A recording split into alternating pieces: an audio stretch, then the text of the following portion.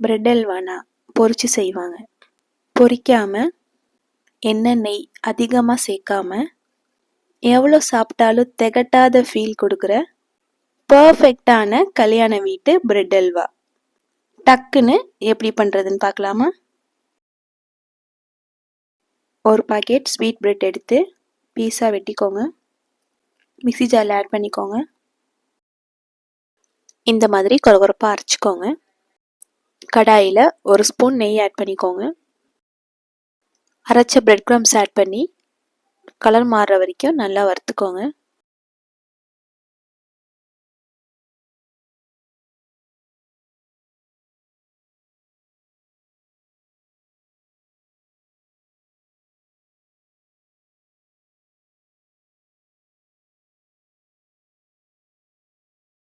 இந்த மாதிரி கலர் மாறினதுக்கப்புறம் வேற ஒரு பிளேட்டில் எடுத்து வச்சுக்கோங்க.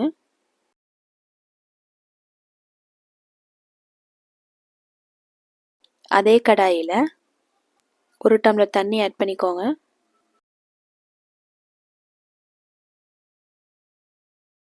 கால் ஸ்பூன் ஏலக்காய் பவுடர் ஆட் பண்ணிக்கோங்க.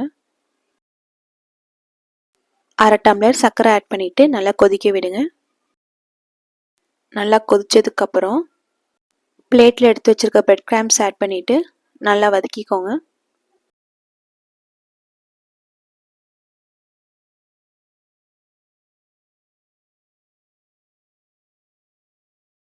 வேறு கடாயில் 2 ஸ்பூன் நெய் ஆட் பண்ணிவிட்டு இடித்த பாதாம், முந்திரி, கொஞ்சம் திராட்சை ஆட் பண்ணி நல்லா வறுத்துக்கோங்க.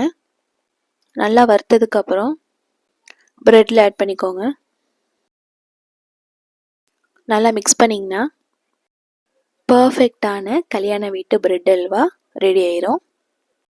ப்ரெட்டை எண்ணெயிலையோ நெய்யிலையோ பொரிக்காமல் நம்ம வறுத்து பண்ணியிருக்கோம். நீங்கள் எவ்வளோ சாப்பிட்டாலும் திகட்டுற ஃபீல் சுத்தமாக இருக்காது. குழந்தைங்கலேருந்து பெரியவங்க வர விரும்பி சாப்பிடுவாங்க இப்படி செஞ்சு கொடுத்தீங்கன்னா. இந்த வீடியோ உங்களுக்கு பிடிச்சிருந்தா லைக் பண்ணுங்கள், ஷேர் பண்ணுங்கள், சப்ஸ்கிரைப் பண்ணுங்கள். மறக்காமல் பெல் ஐக்கான் கிளிக் பண்ணுங்கள். எங்கள் சேனலில் மற்ற வீடியோ ரெசிபீஸ் பிளேலிஸ்ட்டில் இருக்குது. மறக்காமல் பார்த்து ட்ரை பண்ணி பாருங்கள்.